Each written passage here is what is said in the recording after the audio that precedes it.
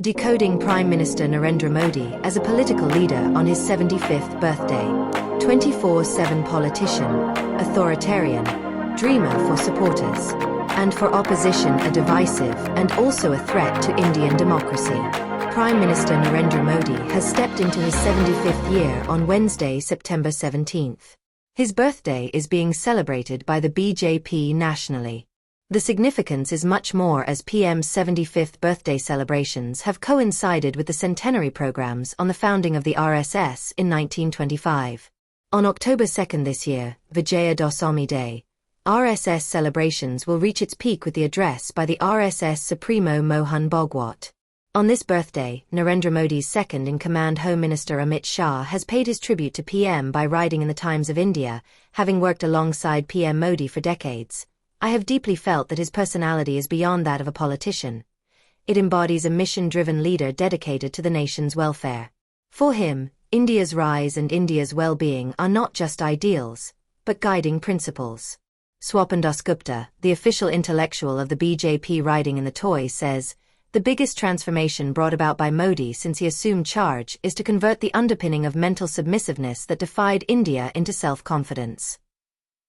Dasgupta says, Modi is in the tradition of India's great resistance heroes from Mahana Pratap and Chhatrapati Shivaji to Swami Vivekananda and Subhash Chandra Bose. All these stalwarts, in their own distinctive ways, tried to create an authentic India, proud, creative and able to look at the world with the pride that should behove the inheritor and upholder of one of the world's greatest civilizations. Interestingly, there was no mention of Mahatma Gandhi, Vallabhbhai Patel or Jawaharlal Nehru. This may be the BJP's latest way of looking at Narendra Modi's role. Both Amit Shah and Swapan Dasgupta have judged Narendra Modi from their party perspective. But how is Modi as a PM and a political visionary to lead the nation of 1.44 billion people in 2025 when India is facing such turbulence both in domestic and global sphere? First, let us have a small recap of the rise of Narendra Modi. Modi was born in a comparatively poor family in Vadnagar town of Mehsana district of Gujarat. He started taking interest in RSS activities from his school years, and by 1972, when he was 22, he became a RSS pracharak as a full-time worker. In 1985, he was transferred to the BJP organization as the RSS leadership saw his potential. In the next 16 years it was a rise and rise for Modi in leadership. Finally, in 2001, he was named Gujarat Chief Minister replacing Keshabari Patel. From then on, he led the BJP 3 more times to election victory in Gujarat and finally moved to the national capital after he took power as the Prime Minister after 2014 Lok Sabha polls. Since then, he led the BJP to victory in 2019 and 2014 elections. Narendra Modi has completed more than 11 years of tenure as PM now. He will be completing 15 years when the term of President Lok Sabha ends in May 2029.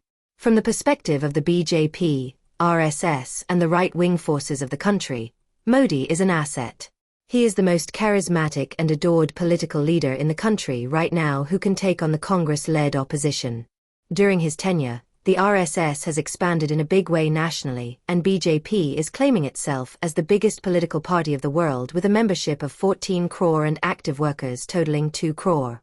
Under Narendra Modi's tenure, the BJP along with its allies are in power in 21 states, limiting the Congress rule to only 3 states. RSS Supremo Mohan Bhagwat may be suspicious about Narendra Modi's burgeoning power and authoritarian style, but he will continue to support Modi to rule as RSS has never in its long history enjoyed so much powers in influeing the policies at the center and the states.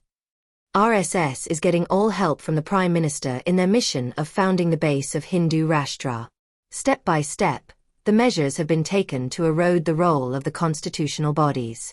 The central agencies like the ED, CBI and the IT department have been converted into handmaids of the political objectives of the center and the ruling party. The Election Commission of India, the constitutional body, is acting at the bidding of the Home Ministry on the issue of implementing the SIR. As of now, the Supreme Court is the only constitutional body which is still fighting to defend the core values of our constitution against the attacks by the Modi government. In the third term of Narendra Modi government, there are concerted moves to make the federalism redundant and convert the governance into one-party rule. In the proceedings of Parliament also, the same intolerance is being shown by the ruling party members. Prime Minister is backing it.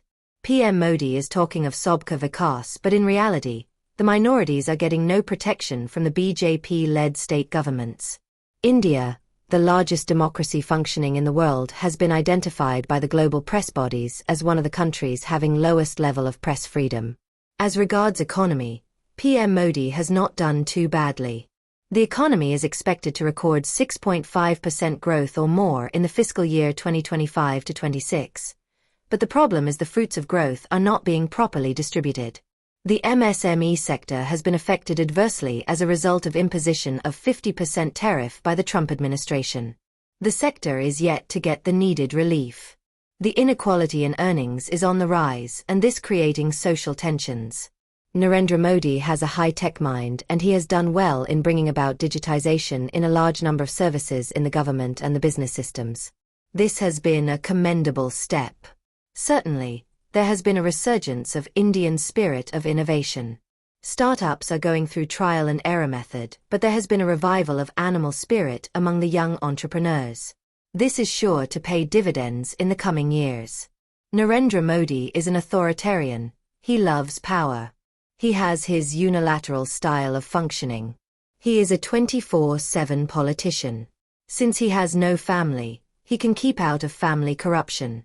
But under his patronage, a powerful Hindutva corporate nexus has grown, which is helping BJP with funds before the elections.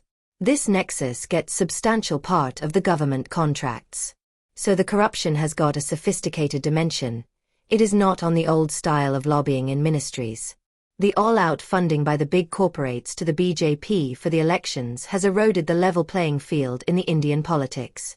The Congress and the other opposition parties are no match to the BJP in terms of financial resources. This is one of the biggest threats to the proper functioning of Indian democracy.